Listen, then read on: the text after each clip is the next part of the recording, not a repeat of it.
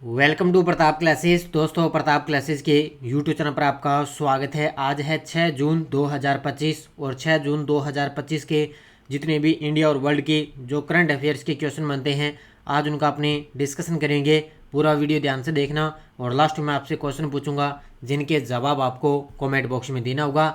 आज अपने पढ़ेंगे भारत में कुल रामसर साइट की संख्या 91 हो चुकी है।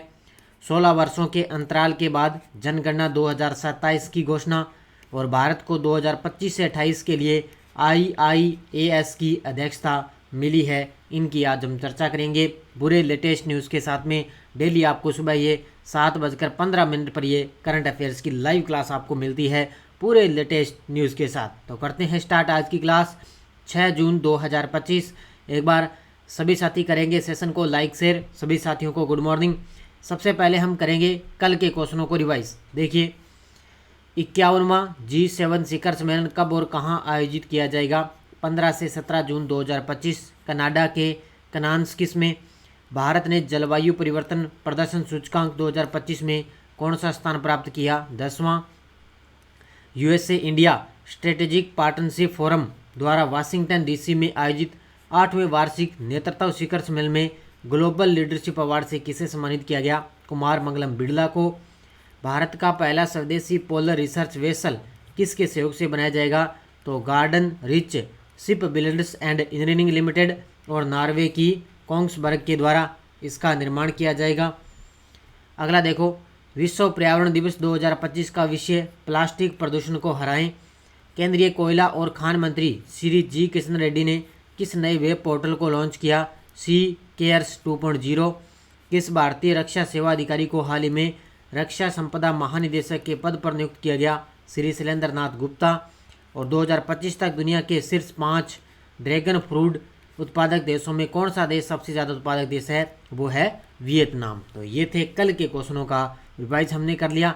इसका टेस्ट आपको डेली मिल ही जाता है, डेली टेस्ट मिलता है, डेली PDF मिलती है। तो प्रताप क्लासेस का ऐप डाउनलोड करके वहाँ पर आप वार्षिक करंट की टेस्ट सीरीज ज्वाइन करो मात्र 50 रुपये में। और डेली टेस्ट मिलता है, वीकली टेस्ट, मंथली PDF सब कुछ आपको मिलता है। और परसों मैंने मई मंथ की आपको क्लास दे दी और कल मैंने लाइव क्लास दी थी आपको वर्तमान में कौन क्या नई अपडेट के साथ। जून तक मैंने नई अपडेट के साथ वर्तमान में कौन क्या की क्लास भी मैंने आपको दे दी, वो भी आप ज़रूर देख लेना। तो करते हैं स्टार्ट आज की क्लास। 6 जून 2025 कर दें सेशन को लाइक शेयर। पहला क्वेश्चन आपके सामने, विश्व पर्यावरण दिवस 2025 पर भारत के किन 2 स्थलों को रामसर साइट्स की सूची में शामिल किया गया है? इससे पहले भारत के अंदर जो रामसर साइटें थी वो थी 89, लेकिन अब 2 और शामिल होगी तो टोटल अब कितनी हो चुकी है? 91। तो विश्व पर्यावरण दिवस 5 जून को भारत के किन 2 स्थलों को रामसर साइट की सूची में शामिल किया गया? एक तो है खीचन फलोदी और दूसरा है मैनार उदयपुर। ये दोनों के दोनों राजस्थान के अंदर है, खीचन फलोदी और मैनार उदयपुर। इससे पहले राजस्थान के अंदर 2 ही रामसर स्थल थे, उसके बाद में अब 2 और हो गए, तो टोटल अब राजस्थान के अंदर 4 रामसर स्थलों की सूची हो चुकी है। तो उत्तर हो जाएगा इसका ऑप्शन नंबर बी। देखो, भारत ने विश्व पर्यावरण दिवस 2025 पर राजस्थान के 2 नए स्थलों फलोदी का खीचन और उदयपुर का मैनार को रामसर साइट्स की सूची में शामिल किया। इनके जुड़ने से भारत में कुल रामसर साइट्स की संख्या हो चुकी है 91, जो एशिया के अंदर सबसे अधिक है। यानी कि पहले 89 थी, ठीक है, लेकिन अब सबसे ज़्यादा किस राज्य में है? रामसर स्थलों की सूची तमिलनाडु के अंदर है सबसे ज़्यादा। यह मान्यता 1971 में ईरान के रामसर शहर में हस्ताक्षरित रामसर सम्मेलन के तहत दी जाती है। तो आपको पता है 2 फरवरी आपको याद होगा विश्व आर्द्र भूमि दिवस अपने बनाते हैं। तो 1971 के अंदर ईरान के रामसर शहर में हस्ताक्षरित रामसर सम्मेलन के तहत इनको मान्यता दी जा चुकी है। तो भारत में अब टोटल है रामसर साइट्स की संख्या कितनी हो चुकी है? 91। हाल ही में किस देश को अंतर्राष्ट्रीय प्रशासनिक विज्ञान संस्थान IIAS का अध्यक्ष 2025 से 28 के कार्यकाल के लिए चुना गया है? तो ये चुना गया है अपने देश भारत को। किसको चुना गया? अपना देश भारत अंतर्राष्ट्रीय प्रशासनिक विज्ञान संस्थान IIAS का अध्यक्ष चुना गया है 2025 से लेकर 2028 तक। किसको चुना गया? अपने देश भारत को। तो संस्था का नाम अंतर्राष्ट्रीय प्रशासनिक विज्ञान संस्थान। अध्यक्ष चुने जाने वाला देश है भारत। कार्यकाल है 2025 से 28 तक। इसमें भारत की तरफ से प्रतिनिधित्व करने वाले अधिकारी कौन रहेंगे? वी श्रीनिवास, जो सचिव हैं प्रशासनिक सुधार और लोक शिकायत विभाग के, ये सचिव हैं वी श्रीनिवास। ये इसके अंदर भारत की तरफ से प्रतिनिधित्व करेंगे। और इस संस्थान का मुख्यालय कहाँ पर है? ब्रुसेल्स, बेल्जियम के अंदर। इनको पॉइंट टू पॉइंट अच्छे तरीके से याद कर लेना। और कल आपने देखा होगा राजस्थान पुलिस की जो है परीक्षा की एग्ज़ाम डेट है वो आ चुकी है। 19 और 20 जुलाई को राजस्थान पुलिस का एग्ज़ाम होगा, तो उसमें भी राष्ट्रीय और अंतर्राष्ट्रीय करंट आएगा। और अभी अपनी जो 4th ग्रेड की बुक आई है वो ले आना। और साथ में जो मैंने आपको मंथली क्लासें करवाई है वो आप अच्छे तरीके से उसका रिवीजन कर लेना। लगभग पीछे 7-8 महीनों का करंट आपके लिए पूछा जा सकता है। ठीक है, अच्छे तरीके से पढ़ लेना। भारत सरकार ने 16 वर्षों के अंतराल के बाद जनगणना 2027 की घोषणा की है, जो 2 चरणों में आयोजित होगी। लद्दाख, जम्मू कश्मीर, हिमाचल प्रदेश और उत्तराखंड के हिमाच्छादित क्षेत्रों में जनगणना की तिथि क्या निर्धारित की गई है? गजब का प्रश्न है। इससे पहले अपने जनगणना हुई थी 2011 के अंदर, उसके बाद में होनी थी 2021 के अंदर। इनके 10 वर्षों के अंतराल पे होती है, लेकिन 2021 में क्या हुआ?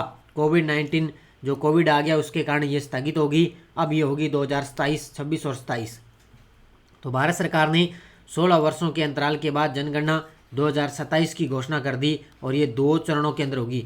इसका पहला चरण 2026 में और पूरे भारत में दूसरा चरण है 2027 में। तो ये स्टार्ट होगा 1 अक्टूबर 2026। यानी कि लद्दाख है, जम्मू कश्मीर है, हिमाचल प्रदेश है और उत्तराखंड है, यहाँ पर स्टार्ट होगी 1 अक्टूबर 2026 से। और 2027 के अंदर ये स्टार्ट होगी पूरे भारत के अंदर। तो उत्तर क्या हो जाएगा इसका? ऑप्शन नंबर है सी। तो घोषणा का समय, भारत सरकार ने 16 वर्षों के लंबे अंतराल के बाद जनगणना 2027 की घोषणा 2 चरणों में आयोजित होगी है।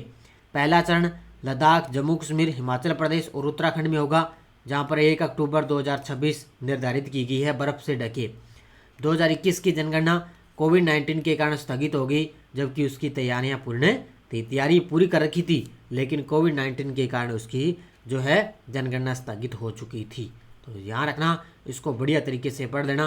अब अपनी जनगणना 1 अक्टूबर 2026 से स्टार्ट होने वाली है। पहले लद्दाख, जम्मू कश्मीर और हिमाचल प्रदेश, उत्तराखंड में होगी, लेकिन 2027 के अंदर ये पूरे भारत के अंदर की जाएगी। 2 जून 2025 को किस देश ने विश्व व्यापार संगठन WTO के मत्स्य पालन सब्सिडी समझौते को औपचारिक रूप से स्वीकार कर 101वां सदस्य बनने का गौरव प्राप्त किया है? तो किस देश ने वो किया है? निकारागुआ ने। ऑप्शन नंबर बी, ये देखो आपके सामने, निकारागुआ ने विश्व व्यापार संगठन के मत्स्य पालन सब्सिडी समझौते को औपचारिक रूप से स्वीकार करने वाला 101वां सदस्य देश बन चुका है। कौन बन गया? निकारागुआ बन चुका है। देखो, देश का नाम निकारागुआ। स्वीकृत समझौता विश्व व्यापार संगठन का मत्स्य पालन सब्सिडी समझौता हुआ है और इसमें टोटल 101वां ये सदस्य देश बन गया। इस स्वीकृति दस्तावेज सौंपने वाले अधिकारी रोजालिया बोरोक्वेज पालासियस और निकारागुआ की WTO में राजदूत है। उसने इन दोनों के बीच में ये समझौता हुआ और यह समझौता जून 2022 में जिनेवा में हुए 12वें WTA मंत्री स्तरीय सम्मेलन में अपनाया गया था। यानी कि पहले इसकी घोषणा हो चुकी थी, लेकिन अब ये पूरी तरह से कन्फर्म हो गया भी 101वां सदस्य देश निकारागुआ बन चुका है मत्स्य पालन सब्सिडी समझौते के तहत। तो ये पहले इसकी जून 2022 में सम्मेलन में इसको अपनाया गया था ये समझौता। ठीक है, तो ये कौन सा देश? निकारागुआ।